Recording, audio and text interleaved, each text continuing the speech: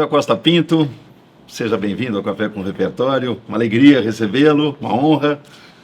Um homem de múltiplas ações, né? Jornalista de formação, crítico literário, mestre e doutor em teoria literária. Só mestre. Só mestre. Doutorado eu fiz 2 vezes e desisti 2 vezes por razões profissionais, justamente. Muito obrigado pelo convite, a honra é minha estar aqui. Muitas andanças, apresenta o programa Entre Linhas, muitas frentes de trabalho. Eu sempre trabalhei com jornalismo literário, basicamente assim, eu fiz jornalismo para trabalhar com literatura, trabalhei com jornalismo impresso a maior parte da vida, tanto na Folha de São Paulo quanto na revista Cult, que eu criei, né, uma revista que existe até hoje. Você foi um dos criadores da revista Cult, né? Fui criador, fui eu que concebi a revista, a convite de um editor chamado Paulo Lemos, e eu que criei a revista. Fui editor dela por 6 anos. Depois, enfim, fui para a Folha definitivamente, fiquei lá há muito tempo como colunista, editor de um guia que circulava mensalmente de livros, discos e filmes. E, paralelamente, fui criando um espaço meio inadvertidamente, a convite, na TV Cultura em televisão. O que foi muito bom, porque o jornalismo literário nos grandes veículos foi decaindo, foi perdendo espaço, e a televisão acabou sendo uma alternativa profissional que hoje é a predominante para mim, né? Eu trabalho na TV Cultura desde o final de 2007, com um intervalo em que eu fui para o Arte 1. E você lá faz o programa Entre Linhas. Que é um programa de literatura semanal. Muito bacana, de meia hora de duração, né? Meia hora na grade, é um programa basicamente de entrevistas com escritores. Mas tem alguns outros quadros, mas basicamente entrevistas com escritores. Agora, acompanho o seu trabalho de muito tempo, Manuel, quer dizer, suas perambulações por literatura são muito amplas, né? Você organiza livros, escreve, enfim. E tem uma coisa que sempre me assim, surpreende, bom, várias coisas suas me surpreendem, né? Mas há uma coisa muito interessante que eu gostaria de começar aqui fazendo essa pergunta para você. Eu entendo você, além de tudo, além de todas essas coisas, como um excelente leitor, né? Que é diferente de saber ler. O que faz um bom leitor e o que é um bom leitor, Manuel? Pergunta difícil de responder ou traduzir em palavras, né? Mas talvez a ideia da tradução em palavras seja a própria resposta. Que é o seguinte, quer dizer, o leitor, ele lê em geral por prazer, por fruição.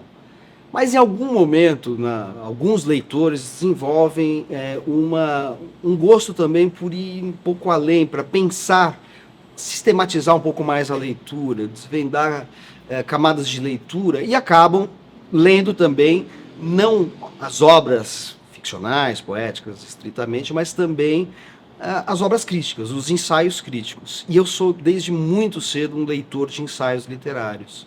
O autor que eu mais estudei na vida é Albert Camus, autor do Estrangeiro, Peste, a Queda, etc. e tal. Eu conheci através de um ensaio, para mim, fundamental, de um escritor argentino chamado Horácio Gonçalves, que era professor da Escola de Sociologia e Política aqui em São Paulo, na época da ditadura, na Argentina, que também era ditadura brasileira, mas ele se exilou aqui. E ele escreveu um livro chamado Camus e a Libertinagem do Sol, e através deste livro de crítica eu fui descobrir o autor, que é o autor que está mais ou menos onipresente na minha trajetória profissional. Então, olha que coisa interessante, quer dizer, eu já chego à literatura com uma ideia de ir além do texto que eu estou lendo.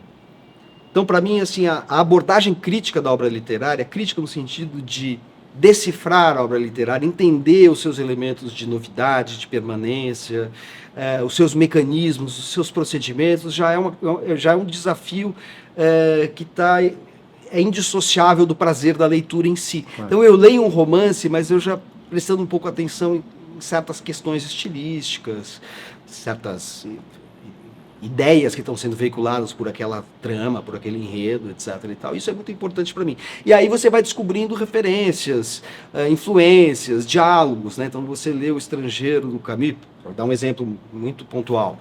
Você percebe que tem algo do Vermelho Negro do Stendhal, né?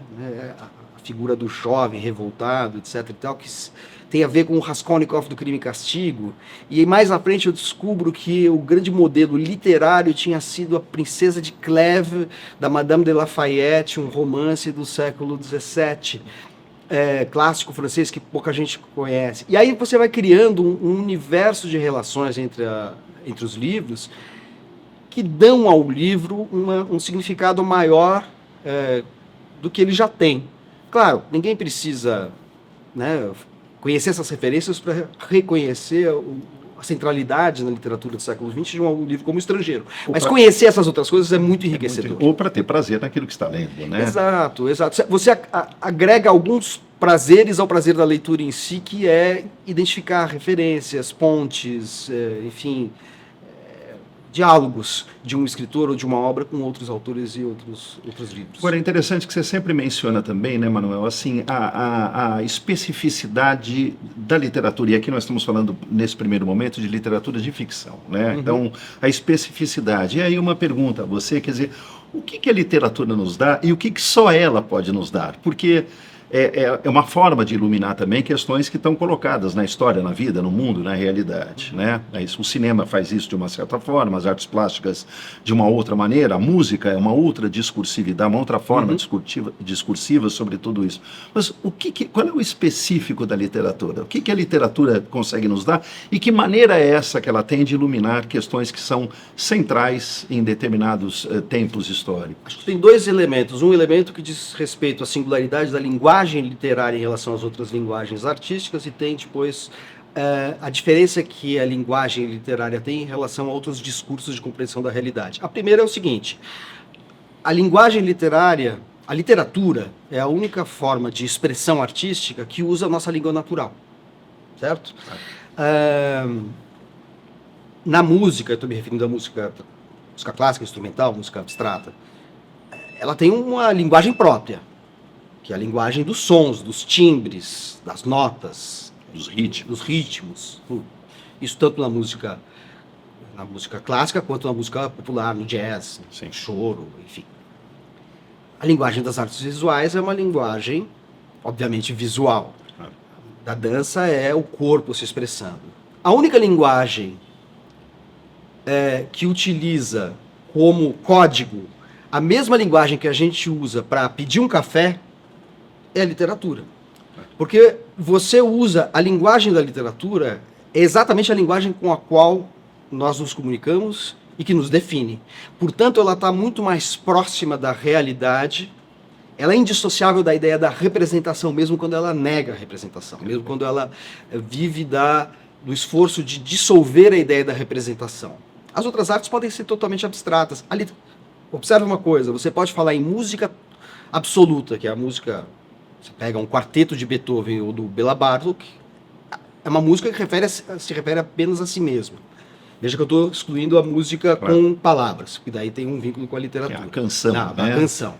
A canção, o leads, ou seja lá o que for. Sim. Mas assim, a música pode ser abstrata.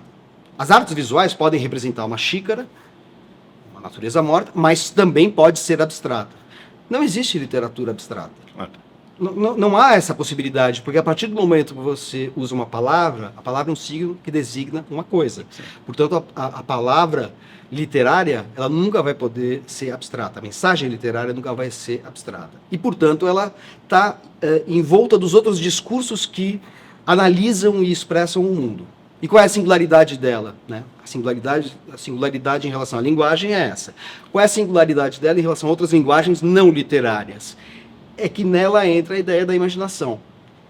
Ou seja, um economista, um historiador, um sociólogo, um psicanalista analisam a realidade tendo um objeto palpável. O objeto da literatura, por mais que ele mimetize a realidade, ele é fruto da imaginação. Eu gosto muito de uma definição de um escritor mexicano, que é o Carlos Fuentes, que é um escritor, aliás, que eu não admiro muito como ficcionista, mas como ensaísta eu acho brilhante, em que ele diz, a gente pode depreender das análises dele, que a literatura é um conhecimento pela imaginação.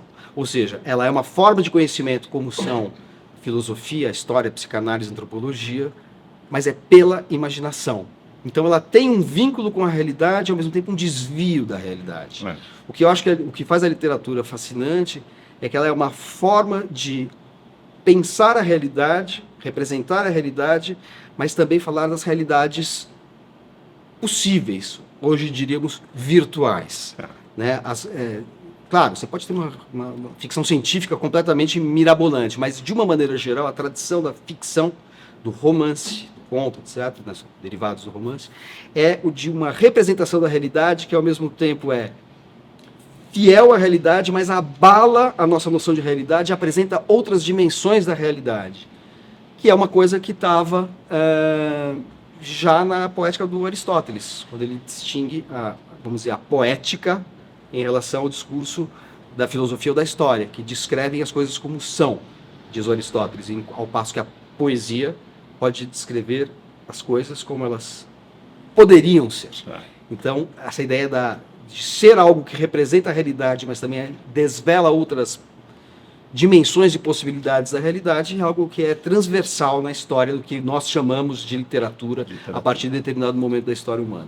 Agora, Manuel, você tem, quer dizer, estudou bastante, tem um trabalho seu de mestrado, vai nessa direção, dessa forma muito interessante, chamada ensaio, a gente pode chamar de um especialista nesse tema, que é um tema fascinante, que é uma forma que a gente pode chamar assim, a grosso modo, de uma forma híbrida mesmo, né? Exato. Quer dizer, ele dialoga com um mundo, digamos, mais objetivo, mas ao mesmo tempo ele se abre também para uma impressão, por vezes mais pessoal, mas também ele aceita um certo tipo de derivada poética que o permite.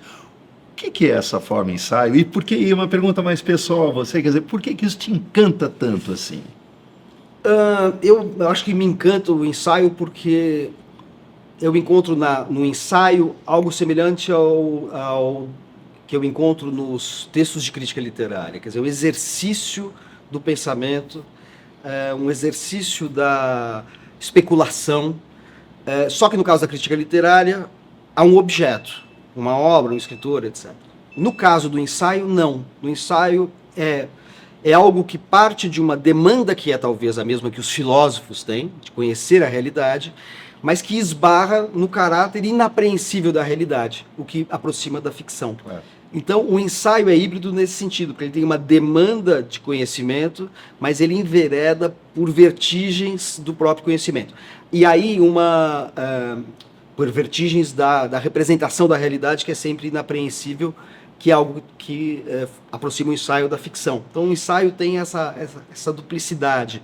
Por isso ele é um gênero literário de não ficção. Claro. Ele está próximo, seja da não ficção, que é a filosofia, por exemplo, ou outros discursos, mas ao mesmo tempo ele tem uma deriva, vamos dizer assim, uma contemplação e uma interrogação de seus próprios fundamentos que o aproxima do imaginário, da imaginação literária. Só um detalhe, assim, uma coisa importante. A gente usa ensaio, e isso está certíssimo, não tem nenhum problema. A gente usa meio indiscriminadamente. Um ensaio de crítica literária, um ensaio de filosofia, um ensaio do Freud sobre a questão das pulsões. A gente passou a generalizar o termo ensaio para qualquer texto teórico, especulativo, enfim, em determinadas áreas ou em diversas áreas. E tá certo, usar isso não há nenhum problema, embora seja um pouco impreciso, porque ensaio, na sua acepção original, é o ensaio que tem essa interrogação de si mesmo e que no fundo, é uma transposição para a página das hesitações ou ondulações da consciência do ensaísta, do autor. Isso a gente encontra no Montaigne. O Michel de Montaigne cria o termo ensaio. Na verdade, não a palavra ensaio, mas ele batiza um gênero literário que ele cria com seus ensaios, publicados em 1580. Inicialmente, depois teve outras edições. Mas aí cria-se uma tradição do ensaio, que a gente vai encontrar nos moralistas franceses, Pascal, La Rochefoucauld, vai encontrar, enfim, uma série de outros autores. Hoje em dia, a gente poderia dizer que no século XX, o Cioran, né, o Cioran, pensador romeno que viveu na França, é um ensaísta, que é diferente do ensaio teórico, o ensaio de crítica literária, o ensaio de psicanálise, de antropologia. Mas eu ia dizer exatamente isso, quer dizer, são duas perguntas embutidas, uma você antecipou já o começo da resposta. Duas coisas nisso, Manuel, eu acho interessantes, quer dizer, esse caráter de incompletude é muito bacana, né? Porque você pensa num espetáculo de dança, ou mesmo musical, vamos ensaiar, quer dizer, nunca está pronto, né? E esse caráter de incompletude é interessante, que cobra sempre uma certa humildade, que acho que é uma postura importante da gente ter frente ao conhecimento. O ensaio se caracteriza por uma escrita que, de alguma maneira, transpõe para a sua própria expressão estilística, vamos dizer assim, uma postura antidogmática. O antidogmatismo, não por acaso, Montaigne, criador do gênero ensaio, é considerado uma referência do ceticismo moderno. Ceticismo entendido nessa acepção filosófica antiga, né, de quem interroga suas próprias certezas. E isso que você antecipou a resposta, que bom, mas o Montaigne, então, é tido como digamos, o fundador dessa forma chamada ensaio, né? Exato. Michel de Montaigne, século XVI, enfim, e é ali que está mesmo isso, né? O início de tudo isso. Sem dúvida. É a partir dele que se cria uma escrita ensaística que depois vai ter uma grande fortuna, digamos assim, ao longo da história. Depois, no século XVII, tem os moralistas franceses. Por exemplo, quem lê os Pensamentos do Pascal. O Pascal tem duas referências na sua obra, que são os Pensamentos, que é uma obra meio fragmentária, que não era para ser fragmentária, mas ele morreu e ficou fragmentária. Mas tem reflexões ali sobre a condição humana, em que ele tem duas referências, duas fontes. Uma é a Bíblia, porque o Pascal era um religioso no limite do fanatismo. Isso. De uma corrente ultra radical do cristianismo chamada jansenismo. Mas a outra referência, a referência profana do Pascal, é Montaigne. Inclusive é através de Montaigne que ele conhece os pensadores gregos, porque o Pascal lia latim, mas não lia grego. Mas isso depois vai derivar para uma série de outras formas e expressões literárias. Eu diria que a maior delas, de todos, é o Giacomo Leopardi, no século XIX, na Itália. Um escritor que morre muito prematuramente, é um grande poeta. Aquele filme do Visconti que chama As Estrelas da Ursa Maior, né? Vou me lembrar agora o título exato do filme, é extraído de um poema, de um verso do Leopardi. Mas o Leopardi, além da sua obra, enfim, propriamente poética, tem tanto os opúsculos morais quanto uma obra monumental que não está publicada no Brasil, chamada Zibaldone di Pensieri. Zibaldone é uma palavra que é meio que inventada por ele, a partir talvez de referências dialetais italianas. Zibaldone seria uma miscelânea de pensamentos. Inclusive tem uma raiz parecida com a do Zabaione. Estamos aqui num restaurante, um Zino, que é um restaurante italiano. O Zabaione é uma deliciosa sobremesa italiana feita com uma mistura de ovos. Zibaldone tem a mesma etimologia, a mesma raiz etimológica do Zabaione. Então, Zibaldone é uma miscelânea de pensamentos altamente densos e que exploram uma certa verticalidade das vertigens subjetivas. Não é à toa que o ensaio surge com Montaigne no século XVI. É o surgimento da noção do sujeito moderno. Exatamente. Não existia ensaio na antiguidade. Sim. Porque não existia a noção de subjetividade. É a partir do momento que surge o sujeito singular e a noção de interioridade que surge o ensaio. E o ensaio traduz tudo isso das mais variadas formas, porque, afinal das contas, se ele é a expressão da subjetividade, e a subjetividade é tão singular, você tem inúmeras formas de praticar o gênero ensaístico. Eu dei o exemplo do Montaigne, do Pascal, do Leopardi, e do autor que eu estudo sempre, que é o Camus, né? O Mito de Sísifo é um ensaio, não é um livro de filosofia, é um ensaio a respeito do absurdo, como ele mesmo diz. Isso já engata numa outra questão, quer dizer, como você tem o caminho seu que leva à figura maravilhosa do Albert Camus, é um caminho, enfim, que presente em toda a sua trajetória, né? Como é que se deu esse encontro, Manuel? Assim, o Camus chega como? Chega de uma maneira muito precoce. Eu diria que eu fui ser jornalista e fui trabalhar com literatura por causa do Camus. Eu era um aluno do Colégio Dante Alighieri em São Paulo. Eu chegava muito cedo, eu morava muito longe do centro, morava na Serra da Cantareira. Tinha que levantar de madrugada e chegava ao colégio e muitas vezes o colégio estava fechado. Eram sempre manhãs muito frias e eu sempre tinha um livro para ler. E um dia me caiu na mão um livro que eu mencionei, Horácio Gonçalves, escritor argentino que morava no Brasil, ensaísta, que escreveu um livro sobre o Camus. Me apaixonei por aquela figura daquele escritor que trazia indagações com uma enorme sedução linguística, estilística, sobre temas que nos acometem a todos.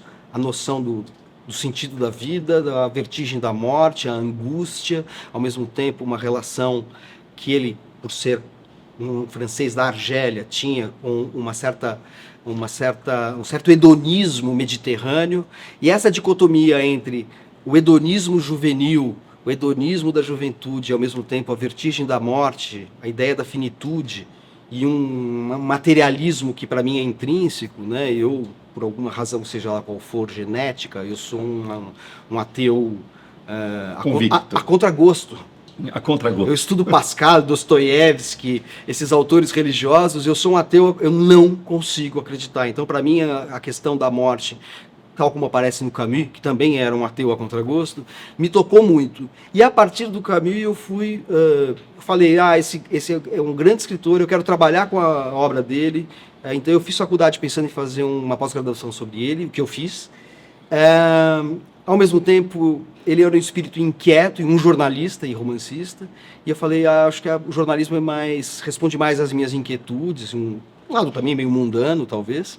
E aí eu fui ser jornalista para trabalhar com literatura e me especializar na obra do Camus, que é realmente algo que eu fiz. Organizei vários livros dele, publiquei um livro de ensaios literários dele, não ensaios críticos dele, chamado Inteligência e o Cadafalso.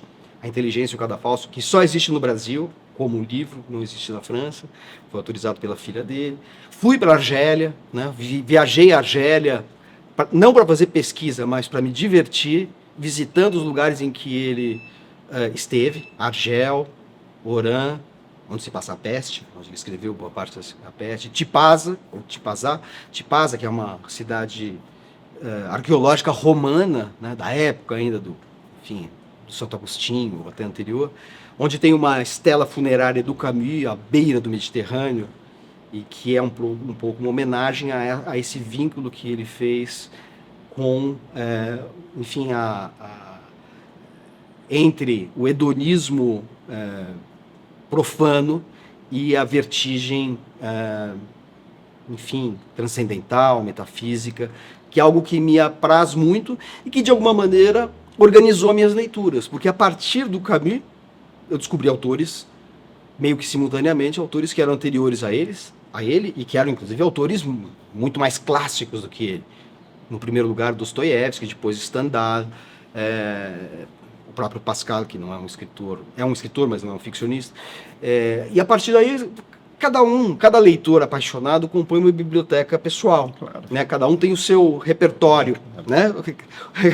Você tem o café com o repertório. O meu repertório está em torno um pouco desses escritores que têm uma dimensão existencial, que têm uma angústia existencial, que discutem esses temas da verticalidade, né, do sujeito, esse desamparo metafísico do sujeito, uma coisa que me encanta. Eu encontro no Leopardi, encontro no Pascal, encontro no Fernando Pessoa, que eu encontro... No Marcel Proust, por exemplo? O Proust é uma descoberta muito mais recente. Eu li prematuramente o Proust, na mesma época que eu li Dostoiévski, Camus, etc., eu li Proust, mas não me apaixonei de pronto. Eu acho que eu me apaixonei por Proust a ponto de... Se você me perguntasse até 10 anos atrás qual é o maior escritor da história da literatura de ficção, eu diria Dostoiévski. Hoje eu balanço. Eu colocaria Proust. Eu acho o maior escritor... É um escritor que desvela dimensões da consciência, da percepção inacreditáveis. Ele é contemporâneo ao Freud, ele não leu Freud não leu Proust. Mas tem tudo a ver. E quando eu fiz uma leitura minuciosa dos 6 volumes para durante a pandemia e ao longo de um ano e quase 2, mais de um ano e meio, dar um curso que eu dou regularmente na Escrevedeira, que é o clube de leitura da escritora Noemi Jaffe e do poeta João Bandeira, para dar um curso que acabou sendo virtual por conta da pandemia, lendo todos os 7 volumes da Busca do Tempo Perdido. Quando eu preparava as aulas, né, para cada volume eram 2 meses, ou até um pouco mais, dependendo do tamanho do volume, eu lia. Eu lembro que eu ficava assim, aquela leitura cerrada, 2, 3 dias para preparar a aula. E eu às vezes eu soltava palavrões, assim, falava assim, não é possível. Eu falava, porra, cacete, isso aqui é genial, é maravilhoso. É pela pura e simples maestria literária. estilística, linguística, claro. ele é o maior escritor que eu conheço. Ele toca nos temas mais profundos e decisivos? Talvez não. Ele pega coisas fantásticas, né? A defasagem entre a minha percepção do mundo e o que o mundo me oferece, as minhas expectativas e as minhas decepções, o tema do ciúme e da obsessão, e ao mesmo tempo o tema do objeto do desejo, tudo isso é muito, muito contemporâneo ainda e é maravilhoso. Né? O mundo das sensações. Das sensações, né? Das percepções, das construções imaginárias, realmente é um universo. E, claro, isso tudo está um pouco ligado àquela atmosfera Belle Époque, que é um pouco suntuosa demais, um pouco estetizante demais, que às vezes fatiga. Claro. Às vezes nos diz mais. Porque tem uma coisa também que a gente tem que considerar. O que um grande escritor clássico diz ao mundo contemporâneo? É óbvio que o mundo contemporâneo que a gente vive, principalmente num país com as precariedades do Brasil, tem muito mais a ver com o Dostoiévski do século XIX, daquela Rússia devastada, do que com a Belle Époque francesa parisiense do Proust. A mesma coisa vale para o Camus. O Camus é um escritor muito mais próximo da nossa contemporaneidade.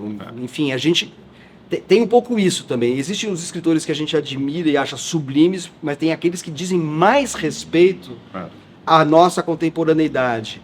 Acho que uma das coisas legais de trabalhar com literatura, eu cheguei a fazer um canal de YouTube e Instagram sobre isso, é pegar e ler livros de referência na história da literatura e falar o que esse livro diz. Ele é importante, maravilhoso, a leitura dele é excepcional, impactante, sublime, mas o que esse livro diz sobre o mundo em que a gente está vivendo? Isso é uma coisa que eu acho bacana de se fazer, um exercício interessante, tomando todos os cuidados de não ser anacrônico, não achar que o escritor de 2 séculos atrás está abordando temas que preocupam o homem do século XXI. Mas mesmo quando as preocupações e intencionalidades literárias estão muito distantes no tempo, muitas vezes a gente encontra algo 2 séculos, 3 séculos, 5 séculos atrás que diz respeito, nos ajuda a entender questões contemporâneas. Não há como não lembrar que, entre tantas outras coisas, do maravilhoso livro do Ítalo Calvino, Por que Ler os Clássicos, né, no qual uma das respostas que ele dá é exatamente essa que você está nos apresentando. Né? O clássico é aquilo que nunca deixa de falar coisas do nosso tempo, mesmo tendo sido escrito muitos anos atrás. Manuel, você tem uma postagem, eu vi, enfim, começando a preparar essa nossa conversa, muito interessante a respeito de um caso particular aqui no Brasil com um congolês, né, que te tocou profundamente, o caso Moise. Mas eu gostaria só de pegar o caso Moise como um pretexto para poder falar de uma questão que você trouxe com muita força naquele momento, que era esse que você chama de o dever da hospitalidade. E joga na questão da hospitalidade o que você chama de um princípio civilizatório, importantíssimo. E traz 2 autores muito curiosos para falar sobre isso, né? Homero, na Odisseia, e Dante Alighieri, na Comédia, depois chamada de Divina Comédia.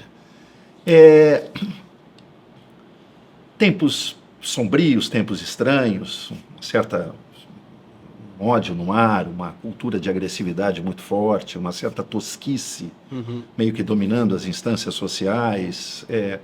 Por que é importante recuperar um princípio civilizatório e por que a hospitalidade é a chave para construir essa relação civilizatória com o mundo? E por que Homero e por que Dante? Porque o tema da hospitalidade está presente transversalmente na história da civilização, porque é um dos pilares da civilização, pelo menos a civilização ocidental, e eu acredito que com outro nome, outra terminologia, possivelmente de outras civilizações. Bom, os árabes e os persas são 2 matrizes culturais fundamentais na história da hospitalidade. Exatamente. Né? Agora, eles de alguma maneira participam do mundo mediterrâneo, que é a nossa fonte primeira. Penso, por exemplo, eu não saberia dizer em relação à cultura chinesa, japonesa, etc. e tal, realmente por ignorância.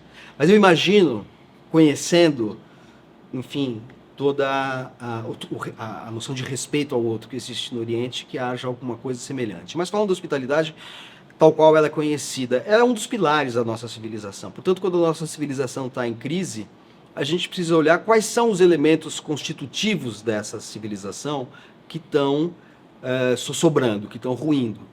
E acho que hoje, mais do que nunca, o maior é a hospitalidade. Quando a gente vê a questão da xenofobia, quando a gente vê a questão dos refugiados, a gente vê a questão dos preconceitos contra grupos específicos, gênero, raça, religião, cor, etc.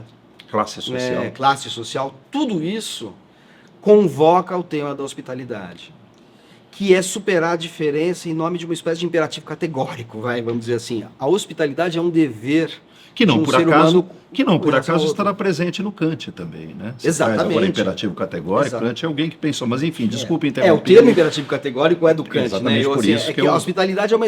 Exatamente, você identificou exatamente isso. Quer dizer, o imperativo categórico é algo que corresponde a diferentes atitudes morais. E a hospitalidade é uma dessas atitudes, assim como o dever de falar a verdade, o dever de não mentir, etc. É uma virtude. É uma virtude. É uma virtude capital, a hospitalidade. E não é por acaso que ela aparece no Homero, que ela vai aparecer no Dante. Na verdade, ela aparece no Dante como o penúltimo círculo do inferno dantesco, que são onde estão aqueles que violam o princípio da hospitalidade. Mas a gente vai encontrar isso em diferentes autores. Autores do século XIX, autores do século XX. O século XX é rico em reflexões sobre a hospitalidade. O Primo Levi, que vivenciou o fenômeno mais estarrecedor e catastrófico da história humana, que foi o Holocausto, o Shoah, né? O extermínio, o genocídio dos judeus. Ele menciona a ideia da hospitalidade nos seus livros Este um Homem, A Trégua, que são os livros em que ele relata suas experiências, assim como nos Afogados e Sobreviventes. Mas a gente encontra a ideia da hospitalidade, eu falei muito do Camus aqui, existe um livro do Camus chamado O Exílio e o Reino, que é um livro de contos, em que há um conto inteiro sobre alguém que é um professor de província no interior da Argélia, que recebe a tarefa de conduzir um criminoso, e ele sabe que o risco que ele vai correr para isso, mas ele aceita a tarefa a contragosto, como exercício do dever da hospitalidade. Então, é um fundamento da nossa civilização, e na hora, né, retomando, quando a nossa civilização parece estar com muitas fraturas, a gente tem que identificar onde estão essas fraturas. Acho que são várias, infelizmente. Mas uma delas é o declínio da ideia da hospitalidade, que você nota no dia a dia, não é só na violência, não é só no racismo, não é só na xenofobia. É numa fila de padaria, numa fila de supermercado, num posto de gasolina. É aquilo que, não por acaso, um dos pensadores da noção de hospitalidade, que é o Emmanuel Levinas, lindo. Ele pensa muito essa ideia de que o olhar do outro, o rosto do outro, tem uma absoluta singularidade que transforma qualquer outra representação ou percepção do real secundária. O outro é a nossa experiência primeira. Né? E estar aberto para o olhar do outro, para o rosto do outro, portanto para o sofrimento, né? Também para o prazer, o gozo do outro, mas também o sofrimento do outro, não apenas um dever moral, é algo que constitui a nossa primeira vivência enquanto seres humanos, e daí decorre a nossa ideia de uma moralidade, de uma ética. Uma condição civilizacional mesmo. Então, né? assim, a reflexão a respeito daquilo que nos constitui é fundamental para a civilização, para a civilidade, e a civilidade está escorada nessa ideia de que, em tal reflexão, a presença dessa alteridade, dessa identidade outra, essa identidade do outro, é fundamental. E aí a gente encontra em acontecimentos, né, que se banalizaram de violência e extermínio do outro, eliminação do outro, hostilidade ao outro, momentos em que a gente fala, puxa, isso é expressão de um embrutecimento, de uma perda dos nossos valores civilizatórios, que a gente só pode recuperar. Não estou pedindo para as pessoas que mataram este congolês, Moise, para lerem Divina Comédia, não é isso, mas é lembrar a eles que tem alguma coisa que não pode ser perdida se a gente quiser continuar a ser humano. E isso tem que estar nas nossas leis, tem que estar na nossa justiça, tem que estar na nossa sociedade, na nossa maneira de, enfim, lidar com pessoas que transgridem este mandamento, né? A conduta tem que ser pautada por aquilo que é a sustentação da própria ideia de civilização humana. O outro tem que ser pensado não exatamente como ameaça, né? Mas como constitutivo daquilo que inclusive eu possa ser. Né? Sair do estrangeiro, da hostilidade, né? Daquilo que ameaça para a ideia da hospitalidade, para aquilo que acolhe. Né? O Emmanuel Levinas tem passagens absolutamente poéticas, a gente pode dizer, tamanha beleza com que ele coloca, com que ele centra sua filosofia nesse conceito. Agora é um conceito muito interessante, né? Porque ele carrega uma ambiguidade ao mesmo tempo, né? Se você pensar, a gente fala hospitalidade em português, em francês é hôte, H-O-T-E com circunflexo no O. Hôte em francês é ao mesmo tempo hóspede e aquele que hospeda. Sim. E também está na raiz da palavra hostis, que deriva para hostil, sim, o estranho.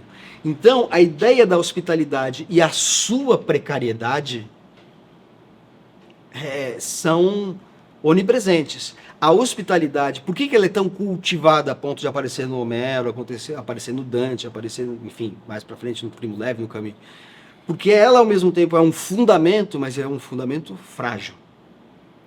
E é um fundamento frágil e, portanto, ele é evocado sempre que a sua desaparição coloca em risco, junto com outros fundamentos, a nossa construção mais cara, que é a ideia do convívio civilizado. Então é interessante pensar que o termo hospitalidade carrega em si a ideia do seu outro, do seu avesso. Exatamente. Que é o que permite, inclusive, essa conversão. Né? Se a gente pensa assim. Para baixar nossos trens de pouso, Manuel, hospitalidade, capacidade de convivência, conviver com o outro, alteridade, a busca de um certo refinamento das relações humanas no que essa palavra carrega de melhor, né? De tornar mais fino mesmo, né? De elaborado, no sentido de colocar um labore, né? Um trabalho para que essas coisas de fato possam acontecer. Há um ensaio seu muito bacana, muito interessante, muito rico, no qual você faz uma leitura do Tommaso de Lampedusa, né? Que eu gostaria que você pudesse discorrer um pouquinho da importância dessa figura, dessa capacidade estilística e, por que não dizer, da elegância desse texto e dessas descrições que uma figura como Lampedusa nos traz. O Lampedusa é um caso único na literatura italiana e europeia do século XX, né? Escreveu o Leopardo, Il Gattopardo italiano, que hoje é um clássico da literatura do século XX, da literatura italiana, que ele escreveu, não era um escritor, digamos assim, profissional, se é que isso existe, mas não era um escritor. Ele escreve esse livro em diferentes versões, não consegue editora, entre as maiores editoras italianas, morre sem ver o livro publicado. O livro é publicado no ano seguinte da sua morte.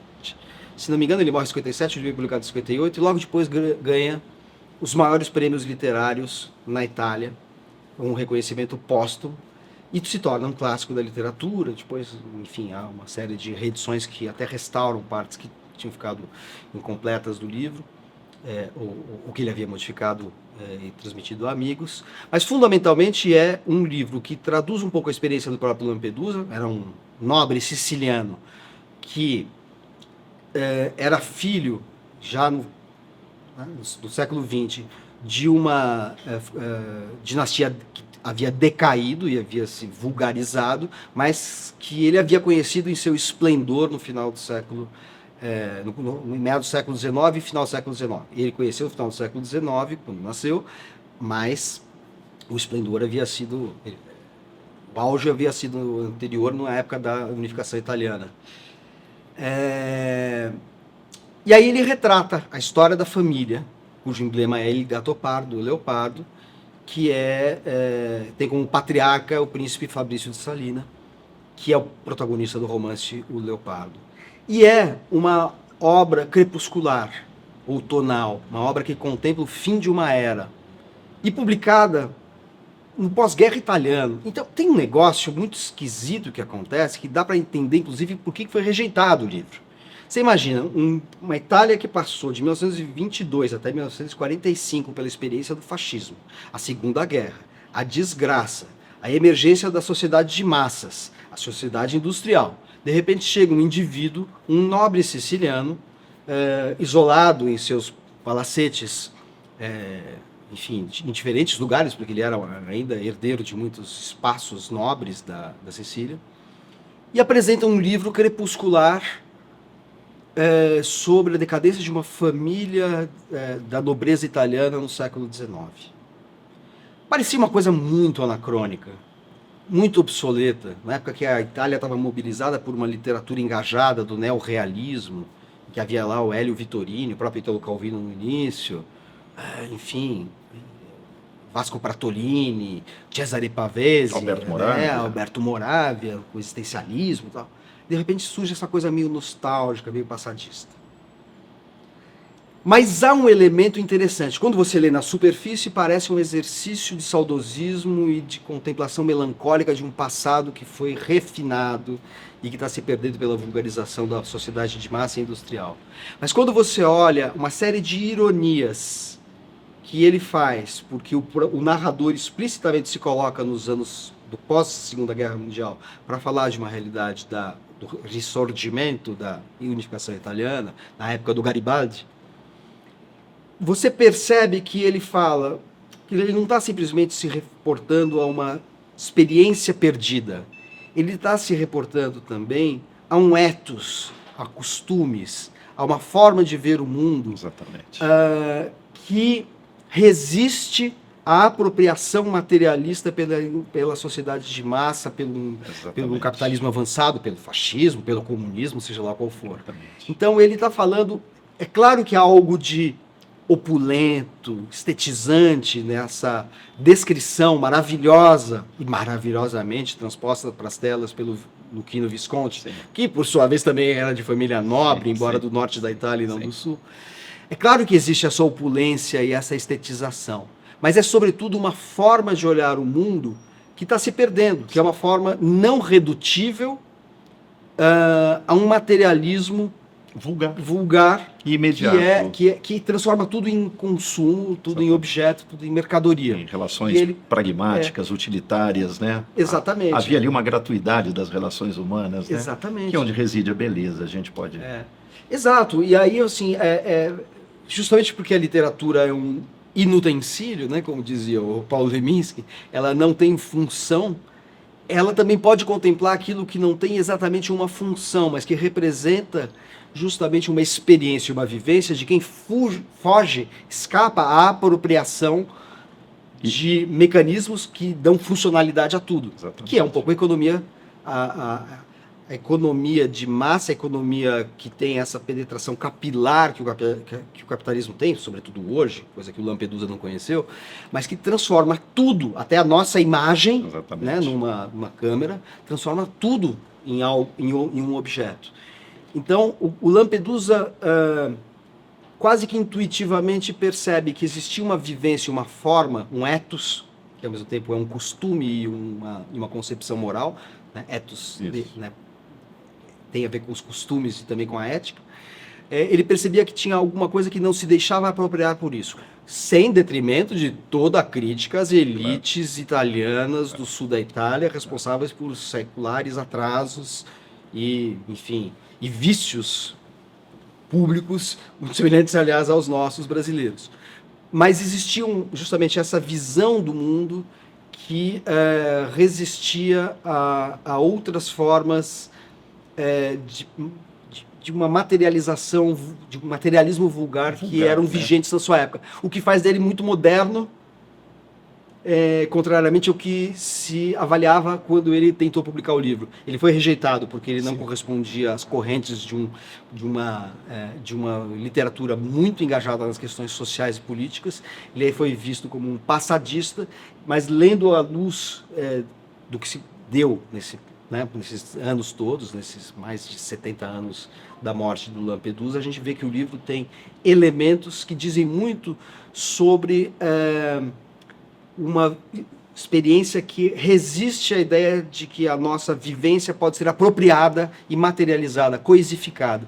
Tem alguma coisa que escapa a isso. Escapa a isso, né? E nesse sentido ele é muito parecido com o Camus. O Camus também era um autor que pensava assim, o Camus tem uma frase maravilhosa, que ele falava assim, ele, ao contrário do Lampedusa, enfim, ele era um miserável, né? Nasceu no subúrbio de Argel, cresceu no subúrbio de Argel, ele nasceu no interior da Argélia.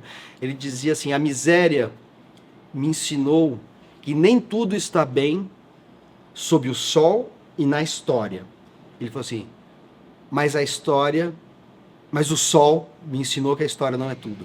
Ou seja, a miséria, o dado social, o dado econômico, o dado político, ensina que você não pode se entregar ao hedonismo e ser alheio ao que se passa na história.